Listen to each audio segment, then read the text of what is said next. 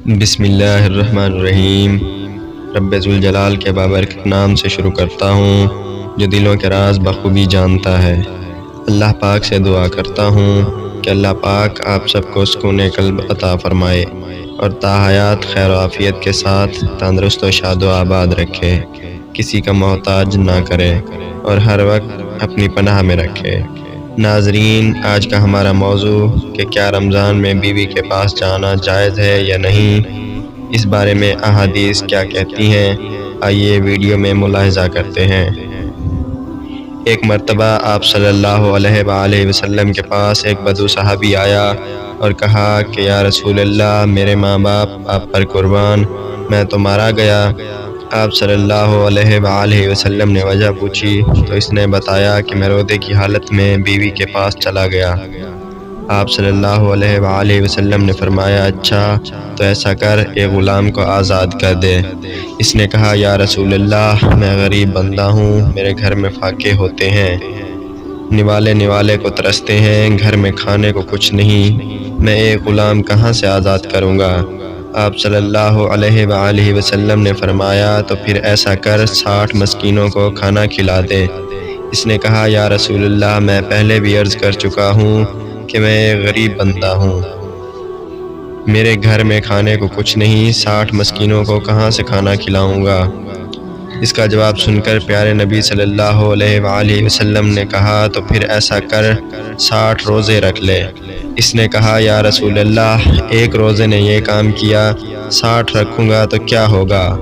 اس بات پر حضور صلی اللہ علیہ وآلہ وسلم بہت مسکرائے۔ آپ نے فرمایا، بیٹھ جاؤ۔ تھوڑی دیر گزری تو ایک صحابی آئے اور حضور صلی اللہ علیہ وآلہ وسلم کی خدمت اقدس میں کچھ کھجوریں پیش کیں اور کہا، یا رسول اللہ، انہیں غریبوں میں تقسیم کر دیں۔ آپ صلی اللہ علیہ وآلہ وسلم نے اس صحابی کو بلایا اور فرمایا، یہ کھجوریں لے جا اور مدینہ کے 60 غریبوں میں تقسیم کر دے۔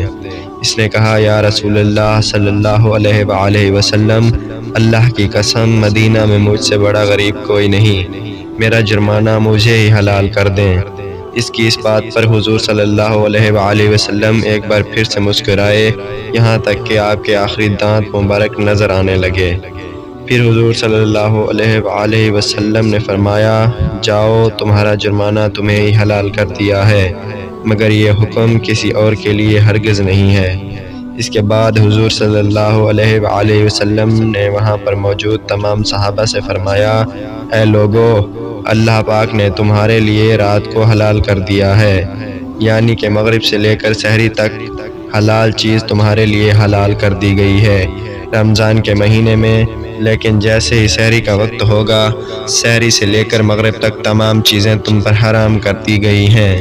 تو محترم عزیز دوستو، آپ صلی اللہ علیہ وآلہ وسلم کے اس واقعے سے ہمیں یہ سبق ملتا ہے کہ مغرب سے لے کر سحری تک مومنین کے لیے اللہ پاک نے تمام حلال چیزیں حلال کر دی ہیں۔ میں امید کرتا ہوں کہ یہ ویڈیو آپ دوستوں کو پسند آئی ہوگی۔